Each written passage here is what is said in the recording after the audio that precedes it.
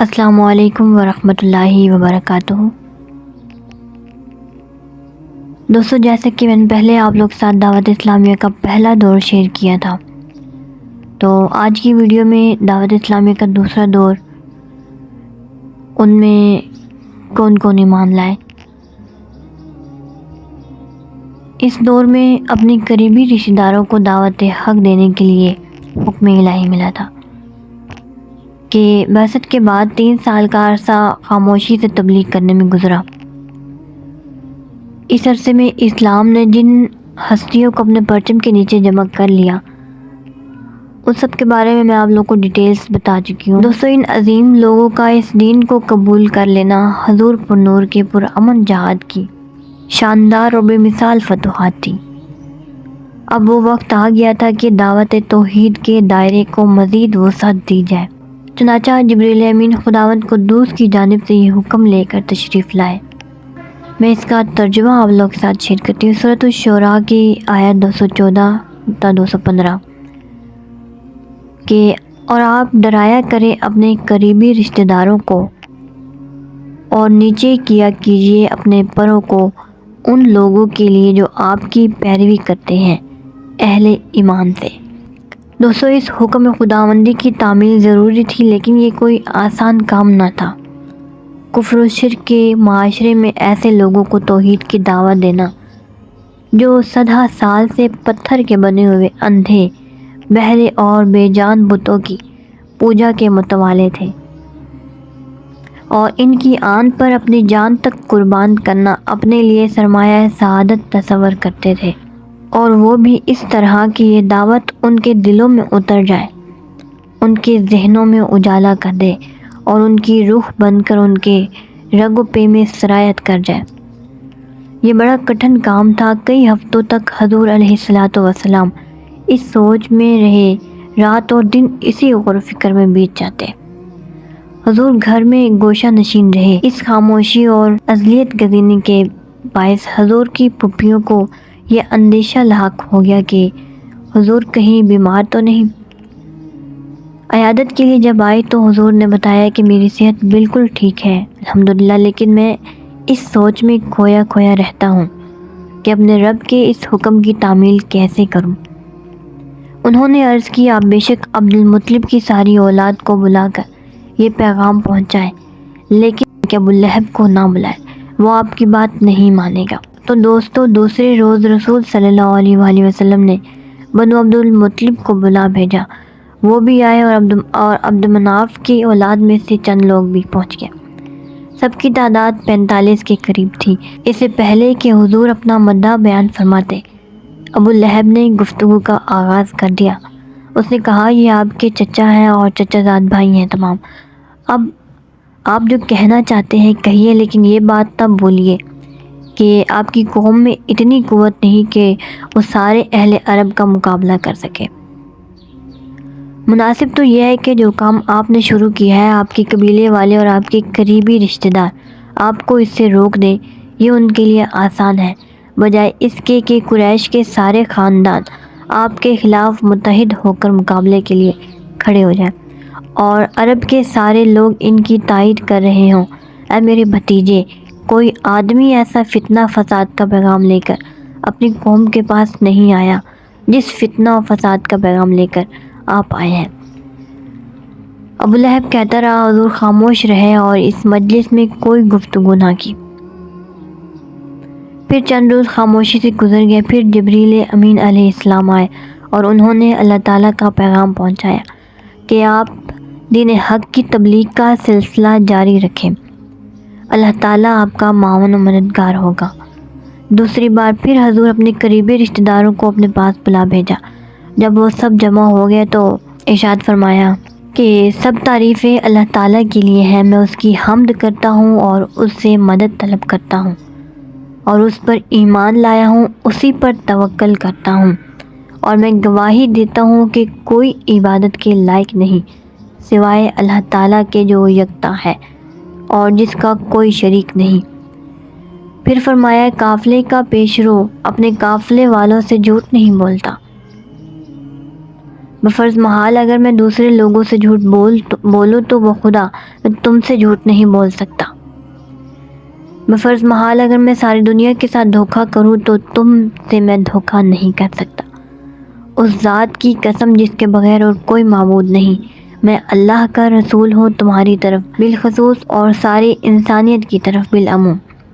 بخدا تمہیں موت اس طرح آئے گی جس طرح تمہیں نیند آتی ہے اور قبروں سے زندہ یوں اٹھائے جاؤ گے جیسے تم خواب سے بیدار ہوتے ہو، اور جو عمل تم کرتے ہو اس کا تم سے محاسبہ ہوگا۔ تمہارے اچھے اعمال کی اچھی جزا اور برے اعمال کی بری جزا تمہیں دی جائے گی۔ ٹھکانہ یا ابدی جنت ہے یا ابدی جہنم۔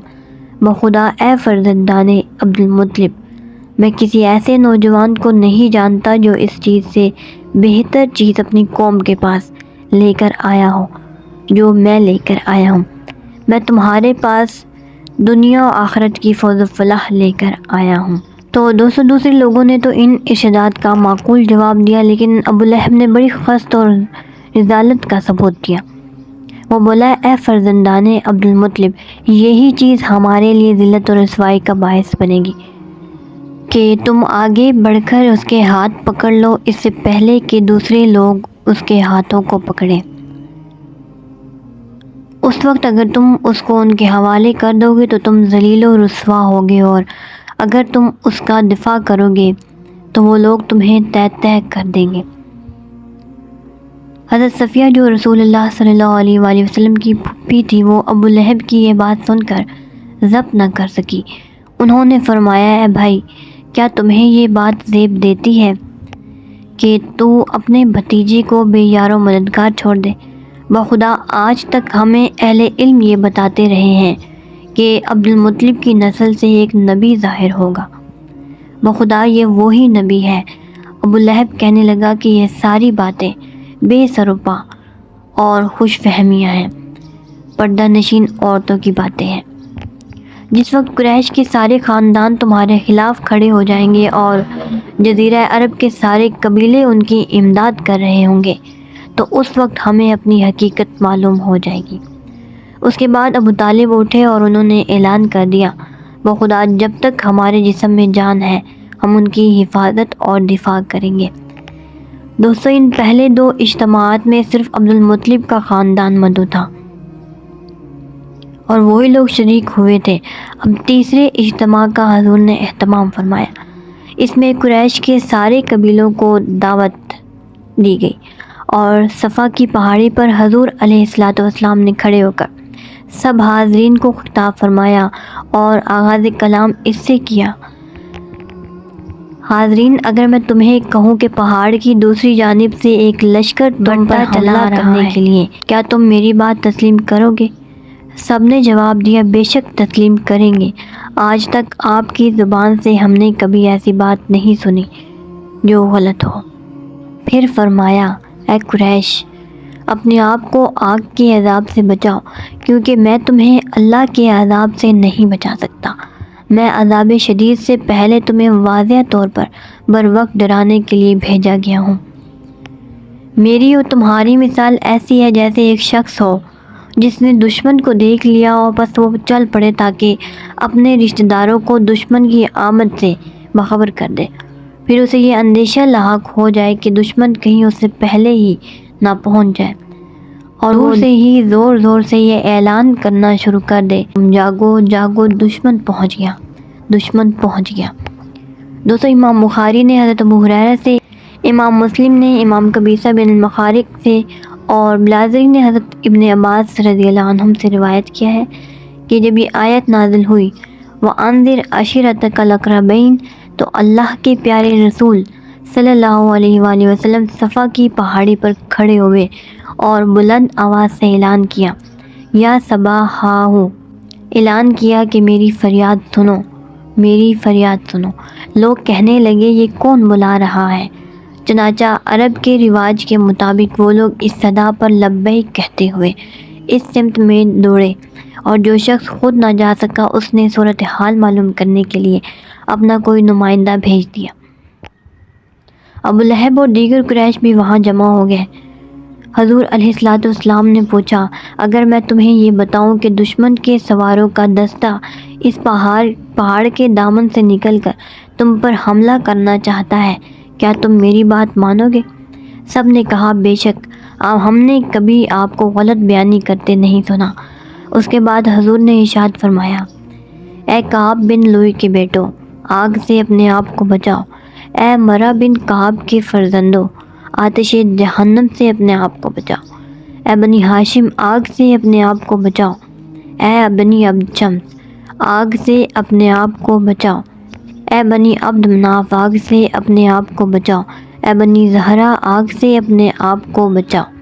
اے بنی عبد المطلب، آگ سے اپنے آپ کو بچاؤ۔ اے فاطمہ، آگ سے اپنے آپ کو بچاؤ۔ اے صفیہ، آگ سے اپنے آپ کو بچاؤ کہ میں اللہ تعالیٰ سے تمہارے لیے کسی چیز کا مالک نہیں ہوں مگر یہ کہ تم کہو لا الہ الا اللہ۔ دوستو، یہ سن کر ابو لہب بولا، تو برباد ہو کیا اسی لیے ہمیں آج جمع کیا تھا؟ اللہ کے محبوب نے تو اس گستاخی کا کوئی جواب نہ دیا اور اپنے بے پایا حلم اور عالی ظرف کے باعث سکوت اختیار فرمایا، لیکن آپ کے غیور رب نے اس وقت اس بدبخت اور گستاخ کی مذمت میں ایک پوری سورت نازل فرما دی، تبت یدا ابی لہب وتب، کہ ابو لہب کے وہ دونوں ہاتھ ٹوٹ جائیں جس کی ایک انگلی سے میرے محبوب کی طرف اشارہ کیا اور وہ خود بھی تباہ و برباد ہو جائے۔ حضور صلی اللہ علیہ وآلہ وسلم کے اس خطاب کا آخری جملہ یہ تھا، اے فرزندان عبد المطلب، باخدا کوئی جوان اپنی قوم کے پاس اس سے بہتر اور افضل چیز لے کر نہیں آیا جیسی میں تمہارے لیے لے آیا ہوں۔ میں تمہارے پاس دنیا و آخرت کی فوز و فلاح لے کر آیا ہوں۔ اس کے بعد یہ آیت نازل ہوئی، سورۃ الحجر کی 94 آیت ہے، سو آپ اعلان کر دیجئے اس کا جس کا آپ کو حکم دیا گیا اور منہ پھیر لیجئے مشرکوں سے کہ کسی سے خوفزدہ ہونے کی ضرورت نہیں، میری مدد اور نصرت آپ کے شامل حال ہے۔ تو دوستو، یہ دوسرے دور میں اپنے قریبی رشتہ داروں کو دعوت دینے کا حکم دیا گیا تھا۔ یہ میں نے آپ لوگ سے ڈیٹیل شیئر کی۔ مزید یہ کہ آپ لوگ اپنی رائے کا اظہار مجھے ضرور دیجیے گا۔ انشاءاللہ نیکسٹ ویڈیو میں آپ لوگ ساتھ ملتے ہیں۔ چینل کو سبسکرائب کرنا مت بھولیے گا۔ تھینک یو سو مچ۔ اللہ حافظ۔